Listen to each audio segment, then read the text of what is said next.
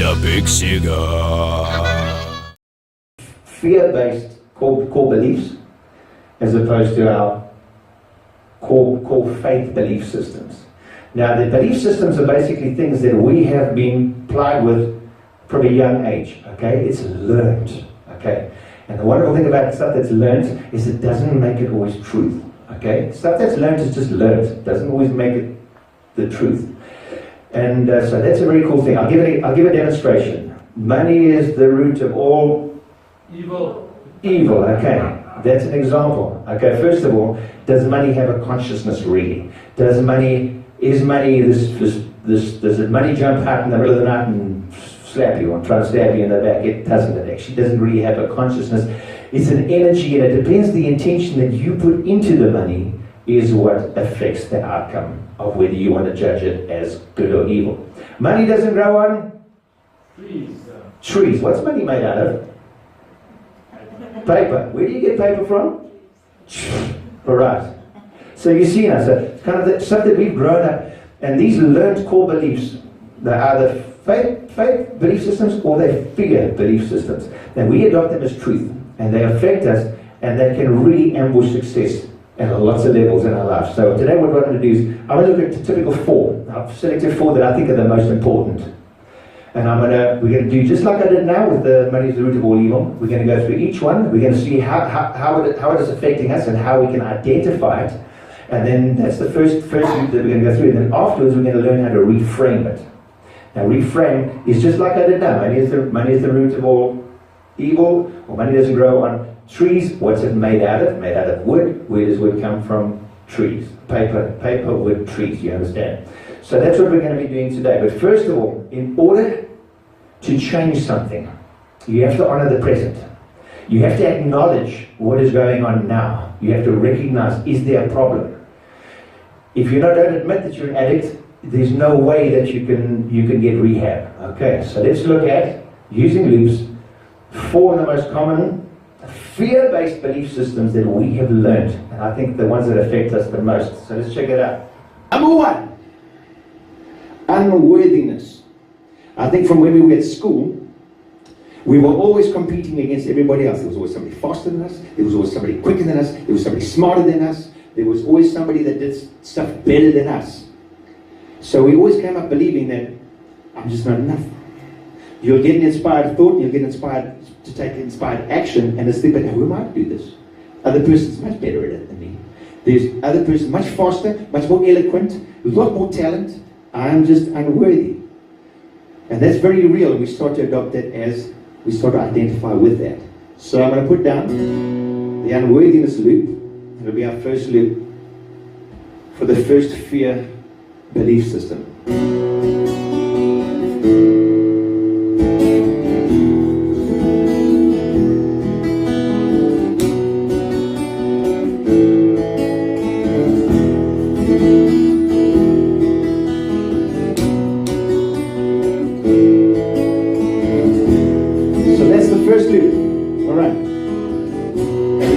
Because now that stands for our unworthiness core belief that we've been carrying around for years.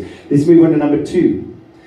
The number 2 belief is that we think that this world that we live in, we see media, we see pain, we see suffering, we see plundering, we see pillaging, we see theft, we see robbery, and we think that this place, this world, this planet sucks. We believe that it's not a safe place to be in. We believe that it does not nurture us and our thoughts and our intentions and our inspired inspirations that we want to apply. So that's number 2. Let's put that down. We feel that basically this planet is smacking us down. So speaking of smacking, let's smack down a beat. Let's start the loop. This is the unworthiness one, and we're going to record number 2 over this.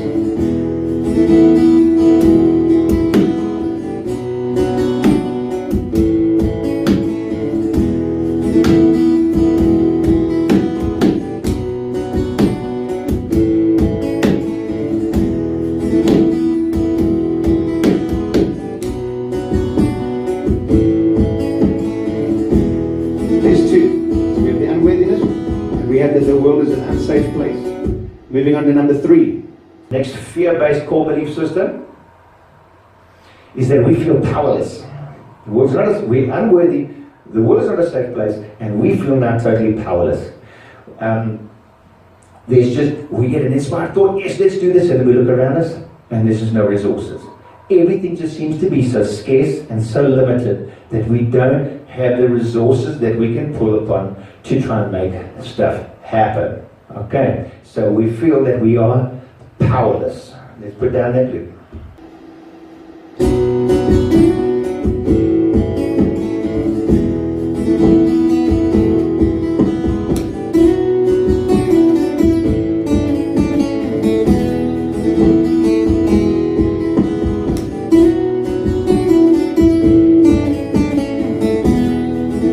So we have 3 loops down now. The unworthiness, the world is unsafe, and that we feel totally powerless. How can we do anything? How can we feel empowered when there's just such a limit and scarcity and there's no resources? Cool. Now the next one. This is a true one. We're getting close to the heart now, and this is love hurts. Love hurts. Okay, that's enough to scare fear into anybody.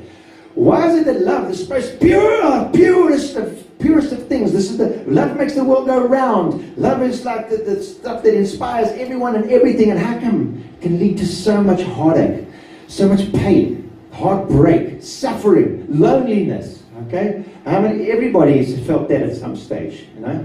I'm always going to pick on anybody who's single or divorced, but I'm not going to do that. Relax, you don't have to do it everywhere.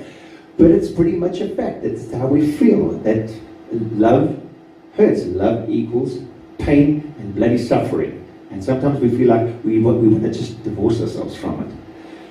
And the best way to describe that is maybe with a bit of Chris Isaak. So let's put down the love hurts loop.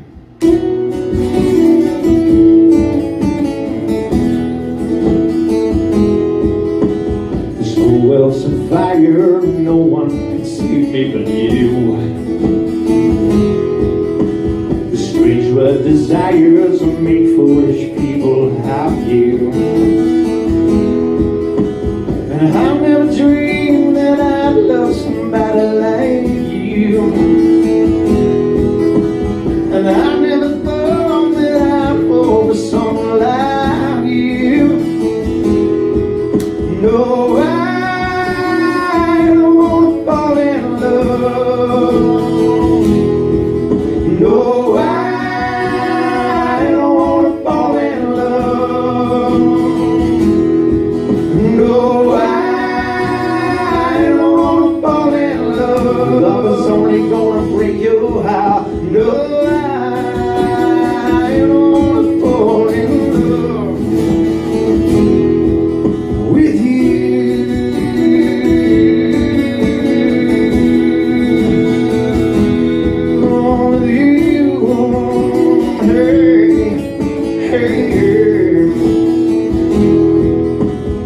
Nobody loves no one.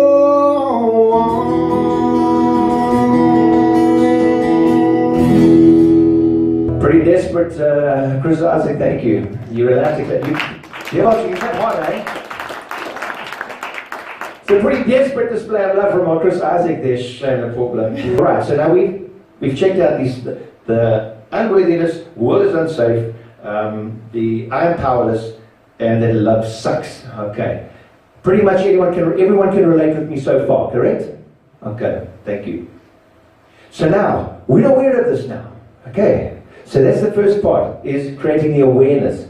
So that's clear. So now what can we do about it? What can we do about it?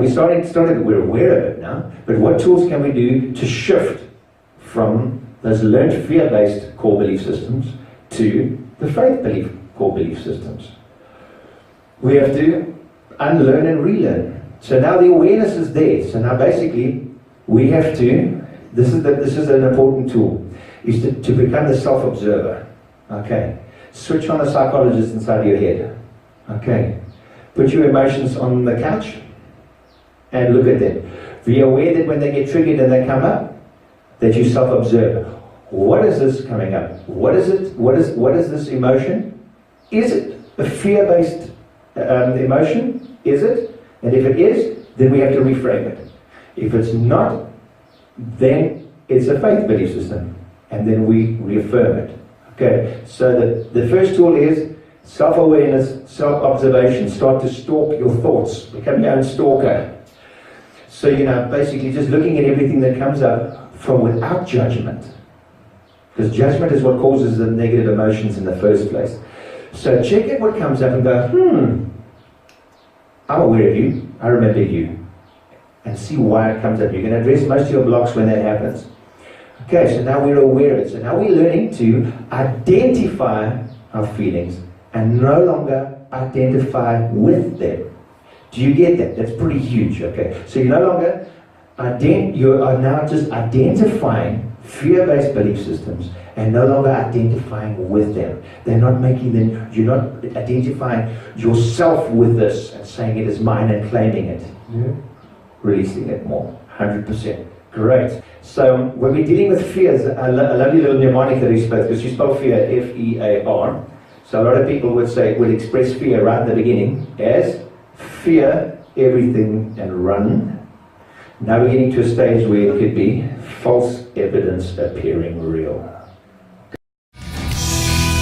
The Big Cigar.